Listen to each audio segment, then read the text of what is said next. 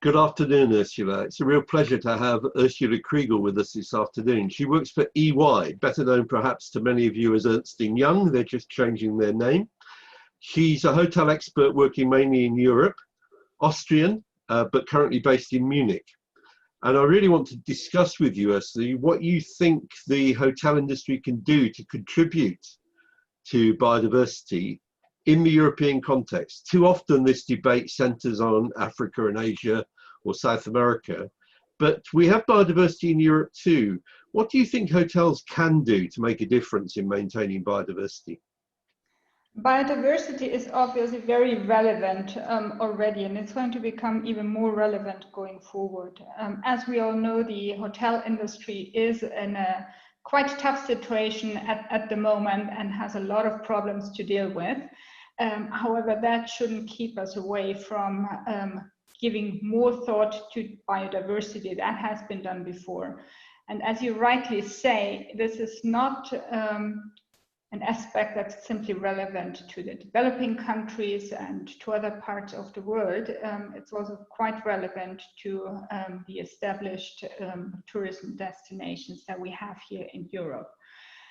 Biodiversity means obviously many different things, and it's a very big subject, and maybe that magnitude also keeps people away from really focusing on that issue.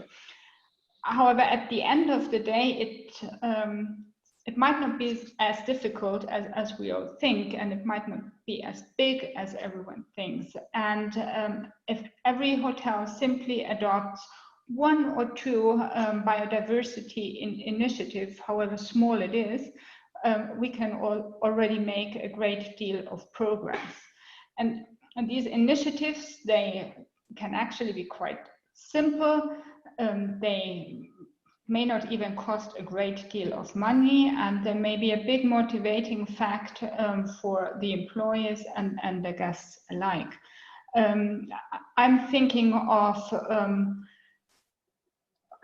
enlarging the green areas around the hotels, planting flowers that bees can populate, manufacturing honey, or having a little herb garden in the backyard, using supplies that have been locally produced and responsibly produced, and the like.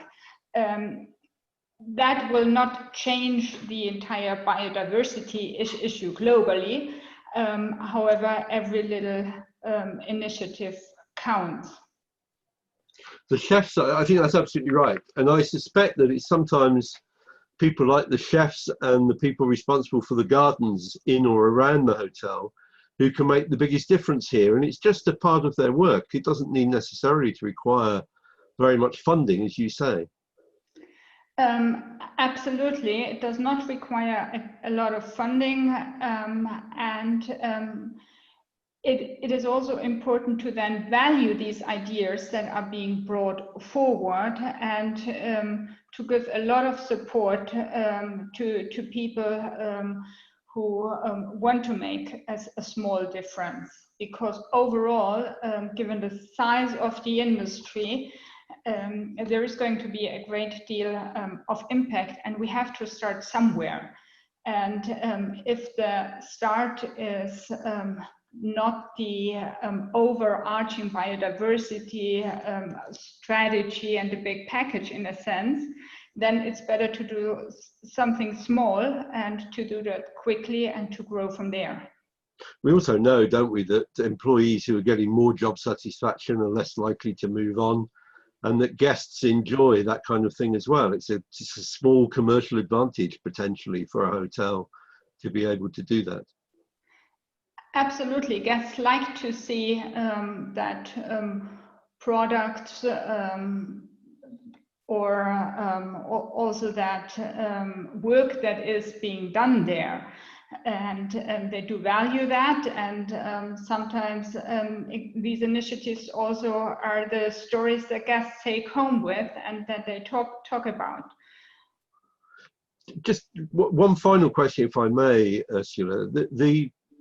mean, one of the questions that comes up all the time is about the impact of travel and tourism and the impact of hotels on the environments that they're placed in. And very often it seems to me those studies focus on the negatives. And they are real, some of the negative impacts of hotel, particularly excessive hotel development. But I'd have thought also that there's scope for measuring the positive impacts of things like the keeping of bees and gardens and so on. What's your view about that as an expert on hotels? My sense is that impact studies become more relevant in the future, because we need to be more mindful what a hotel actually does to its environment, whether it's the nature, it's the local people. There are a great deal of issues that need to be taken care of and that need to be observed, and we need to know that implications also in order to increase the awareness of the various stakeholders and to get their buy-in in certain changes that or possibly need to be made to make a hotel more sustainable.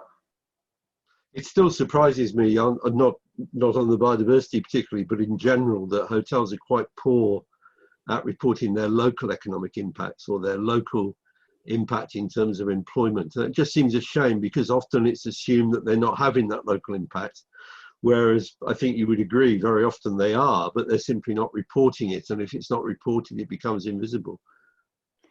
There are very few guidelines effectively out there, or measures in a sense. So it's not so easy to simply take a list and then tick all the boxes. So it's very much a one-by-one approach. But of course, hotels can have and often do have a very, very positive impact on the local community and also on the individual destination. However, there is still potential to do even more about it and to be even more mindful about it. And this is also something where especially the established destinations now can make a difference. And as indicated before, it's vital to start somewhere. Yes. And even if this is not the ideal scenario, and even if there are still aspects that are missing or not being done in the best way, we need to start putting together the pieces of the puzzle, also to create best practices that effectively can be copied in other properties. Yeah, absolutely. Ursula, thank you very much. I think that final message is absolutely right. The important thing is to start on this journey and to do what we can, rather than to just wait until there's a perfect solution.